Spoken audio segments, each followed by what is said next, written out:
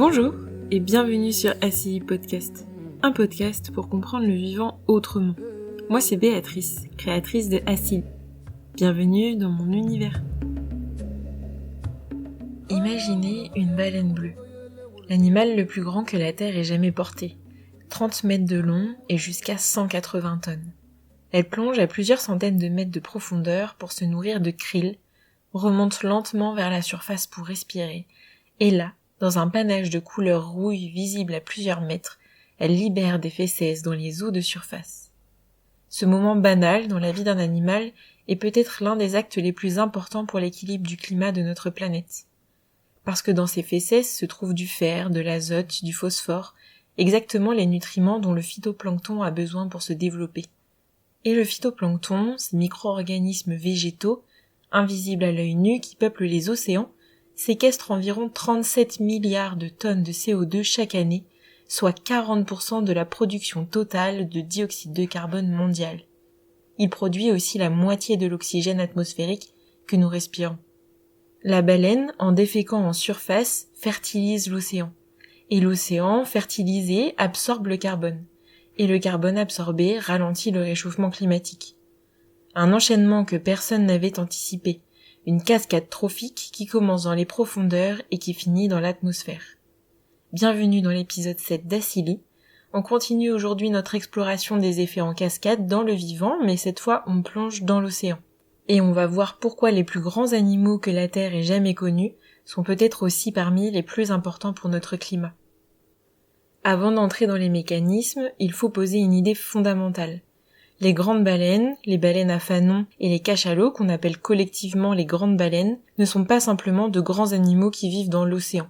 Elles en sont des ingénieurs. Ce terme ingénieur écosystémique désigne les espèces qui transforment leur environnement de façon significative, créant ou modifiant des habitats, des cycles de nutriments, des dynamiques entre espèces. Les castors en sont un exemple terrestre que vous connaissez maintenant très bien après l'épisode de Yellowstone de la semaine dernière. Dans l'océan, les grandes baleines jouent ce rôle à une échelle que nous commençons seulement à mesurer. Elles influencent les écosystèmes marins par 3 mécanismes principaux qui ont chacun des effets en cascade. La pompe à baleines, le convoyeur de nutriments et le whale fall, la chute de baleines. Explorons-les un par un. Commençons par la pompe à baleines, le mécanisme central. En 2010, les chercheurs Joe Roman et James McCarthy publie dans PLOS ONE une étude qui va changer la façon dont les écologistes marins regardent les baleines. Ils démontrent pour la première fois avec rigueur ce qu'on appelle le whale pump, la pompe à baleines. Le mécanisme est d'une élégance remarquable. Les baleines à fanon se nourrissent en profondeur, elles plongent parfois à plusieurs centaines de mètres pour se nourrir de krill et de petits poissons. Mais elles remontent en surface pour respirer, se reposer ou alors socialiser. Et c'est en surface qu'elles libèrent leurs fécès. Ces fécès sont extraordinairement riches en nutriments, notamment en fer, en azote et en phosphore. Des nutriments qui, dans les eaux en surface, sont souvent présents en quantité insuffisante pour soutenir une croissance abondante du phytoplancton. Les baleines agissent donc comme des pompes verticales. Elles captent des nutriments dans les profondeurs et les libèrent là où la lumière du soleil permet au phytoplancton de les utiliser. Le phytoplancton, quand il est bien nourri, pousse. Il se multiplie. Il absorbe du CO2 par photosynthèse, et une partie de ce carbone, quand le phytoplancton meurt ou est consommé, finit par couler vers les fonds marins, séquestrés pour des années, des décennies et parfois des siècles. Roman et McCarthy ont estimé que dans le golfe du Maine, les fécès de baleines à bosse libèrent dans les eaux de surface des quantités de nitrogène supérieures à celles apportées par tous les fleuves qui se jettent dans ce golfe combiné. Une baleine, par son simple métabolisme, peut fertiliser une surface d'océan considérable. Si l'augmentation des populations de baleines permettait d'accroître la population mondiale du phytoplancton de seulement 1%, un chiffre assez modeste, cela représenterait des centaines de millions de tonnes de CO2 supplémentaires séquestrées chaque année. L'équivalent, selon certaines estimations, à 2 milliards d'arbres matures. Mais la pompe à baleines n'est qu'un seul des mécanismes. Il y en a un deuxième, tout aussi fascinant, qui opère cette fois à l'horizontale plutôt qu'à la verticale. Les grandes baleines migrent. Certaines espèces parcourent des milliers de kilomètres chaque année, des zones d'alimentation dans les eaux froides et riches des hautes latitudes vers les zones de reproduction dans les eaux chaudes des régions tropicales. La baleine grise, par exemple, effectue l'une des plus grandes migrations connues chez les mammifères, jusqu'à 20 000 km aller-retour. Pendant ces migrations, les baleines continuent à déféquer. Elles transportent ainsi des nutriments d'une région à l'autre, des zones où ces nutriments sont abondants vers des zones où ils sont plus rares. Ce mécanisme, on l'appelle le convoyeur à baleines. Il redistribue des nutriments à l'échelle des océans entiers. Joe Roman et Stephen Palumbi ont estimé en 2003 dans une étude publiée dans Science qu'avant le début de la chasse commerciale intensive, les populations de grandes baleines de l'Atlantique Nord abritaient probablement entre 240 000 et 360 000 individus, donc des populations bien supérieures à ce qu'on pensait. Et ces populations transportaient des quantités considérables de nutriments entre les régions, soutenant des niveaux de productivité marine que nous avons perdus de vue depuis. Et puis il y a le troisième mécanisme, le plus poétique et l'un des plus extraordinaires que l'océan nous ait offert à découvrir. Quand une baleine meurt naturellement en pleine mer, son corps coule. Lentement, majestueusement, pendant des heures parfois, il descend vers les fonds marins. Et là, dans l'obscurité des abysses, commence quelque chose de remarquable. On appelle ça une whale fall, une chute de baleine. Et c'est l'un des événements les plus importants qui puissent se produire dans un écosystème des grands fonds. La décomposition d'une carcasse de grande baleine se déroule en plusieurs phases sur des décennies. D'abord les charognards, requins ou encore poissons des profondeurs qui consomment les tissus mous en quelques mois. Puis les invertébrés, polychètes, crustacés, mollusques qui colonisent les eaux et extraient les graisses. Et enfin, une phase chimiosynthétique qui peut durer des décennies. Des bactéries anaérobies décomposent les lipides résiduels des eaux, libérant du sulfure d'hydrogène qui à son tour soutient des communautés bactériennes chémosynthétiques, un écosystème entier basé non pas sur la lumière du soleil, mais sur la chimie d'une carcasse. La décomposition complète d'une baleine bleue peut prendre 50 à 100 ans. Pendant tout ce temps, une carcasse nourrit des centaines d'espèces. Dans le Pacifique Nord, plus de 60 espèces macrofaunales n'ont été trouvées que sur des whale falls. Elles n'existent nulle part ailleurs. Des espèces qui dépendent entièrement des baleines mortes pour survivre dans l'obscurité des grands fonds. Et pendant tout ce temps, le carbone contenu dans la biomasse de la baleine reste séquestré dans les sédiments des fonds marins. Une baleine bleue stocke environ 33 tonnes de CO2 dans sa biomasse au cours de sa vie. Ce carbone, une fois la baleine au fond, est piégé pour des centaines, parfois des milliers d'années, contribuant à ce que l'on appelle la pompe biologique du carbone, le mécanisme par lequel le carbone atmosphérique est exporté vers les profondeurs océaniques. Maintenant que nous comprenons ces trois mécanismes, il faut parler de ce que nous avons fait. Au cours du XXe siècle, la chasse commerciale intensive a réduit les populations de grandes baleines à des niveaux catastrophiques. Les populations de baleines bleues ont été réduites de plus de 99% par rapport à leur niveau d'avant la chasse. Les rorquals communs, les baleines à bosse, les cachalots, toutes ces espèces ont été décimées à une échelle que nous avons du mal à imaginer. En termes écologiques, les conséquences ont été considérables. Une étude a quantifié l'impact sur la séquestration du carbone. Avant la chasse commerciale intensive, 5 espèces de baleines à fanon de l'hémisphère sud séquestraient ensemble environ 10,6 millions de tonnes de carbone par an via la fertilisation du plancton et le whale fall. Au plus fort de la chasse intensive, en 1965, ce chiffre est tombé à 2 millions de tonnes.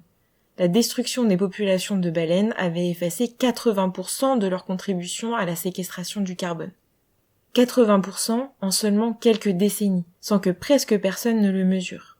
Roman et Palumbi ont estimé que les populations de grandes baleines de l'Atlantique Nord avaient été réduites à moins de 25% de leur niveau d'avant la chasse commerciale. Ce qui signifie que l'océan Atlantique Nord reçoit aujourd'hui via la pompe à baleines et le convoyeur de nutriments une fraction seulement de la fertilisation qu'il recevait il y a quelques siècles. C'est une catastrophe trophique inversée, non pas déclenchée par la réintroduction d'un prédateur comme à Yellowstone, mais par l'élimination massive d'ingénieurs écosystémiques. Et comme à chaque fois qu'on aborde un sujet fascinant, il faut s'arrêter un moment sur ce qui est établi et ce qui est encore débattu. Le rôle des baleines comme ingénieurs écosystémiques, leur contribution à la fertilisation des océans via la pompe à baleine et le convoyeur des nutriments est bien documentée. Plusieurs études indépendantes ont mesuré ces mécanismes et ils font aujourd'hui consensus dans la communauté scientifique. Ce qui est le plus débattu, c'est l'ampleur de leur contribution à la séquestration du carbone à l'échelle globale.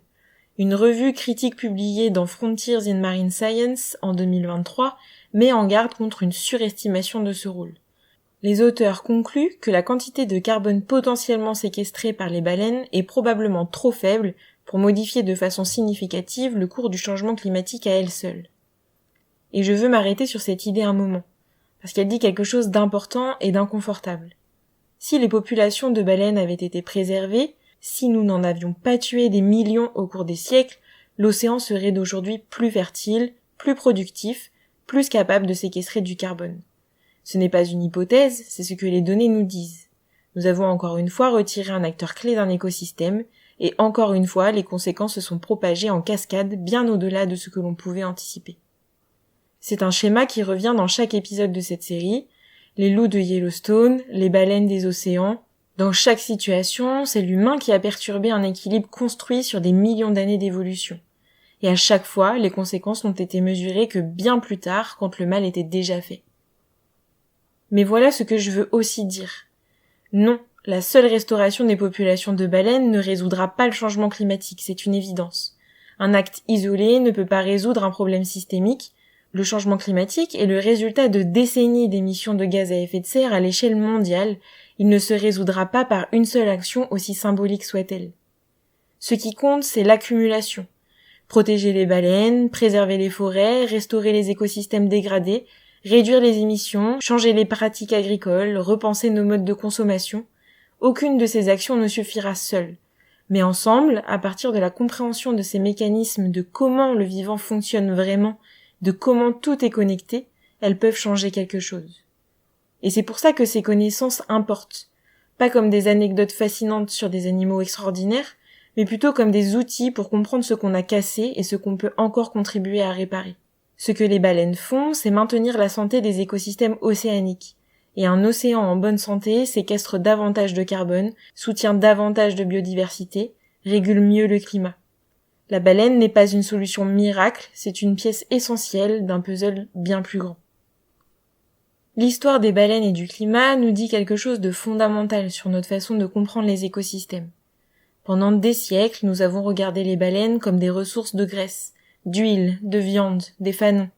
Nous ne les avons pas vus comme des ingénieurs, comme des fertilisateurs d'océans, comme des accumulateurs de transporteurs de carbone, comme des créateurs d'écosystèmes au fond des mers. Et c'est parce que nous ne les avons pas vus ainsi que nous avons pu en tuer des millions sans comprendre ce que nous détruisions réellement. La leçon de Yellowstone, ce que nous explorions dans l'épisode précédent, se répète ici à l'échelle des océans. Quand on retire un acteur clé d'un écosystème, les conséquences se propagent en cascade bien au-delà de ce qu'on pouvait anticiper. Et souvent, ces conséquences ne se mesurent que des décennies plus tard, quand il est parfois trop tard. Il y a quelque chose de vertigineux dans l'idée que les plus grands animaux que la Terre ait jamais portés soient aussi silencieusement parmi les gardiens les plus efficaces. Une baleine bleue nage, plonge, mange, respire, défèque. Elle fait ce que les baleines font depuis des millions d'années, et ce faisant, elle fertilise les océans, séquestre le carbone, transporte les nutriments, crée des écosystèmes là où rien ne pourrait exister. Elle ne le sait pas, elle ne le choisit pas.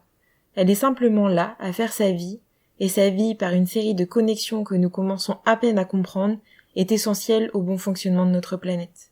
La prochaine fois que vous verrez une image de baleine, cette silhouette immense et gracieuse dans les eaux bleues, pensez à ce qui se passe sous sa queue, ce panache de nutriments qui monte vers la lumière, ces millions de cellules de phytoplancton qui poussent grâce à elle, ce CO2 qui ne montera pas dans l'atmosphère. Une baleine qui respire, une planète qui respire avec elle. La semaine prochaine, on continue notre série sur les cascades trophiques, cette fois avec les loutres de mer et les forêts de kelp. Une histoire qui se passe dans les eaux froides du Pacifique et qui illustre une fois de plus comment un seul acteur peut transformer un écosystème entier.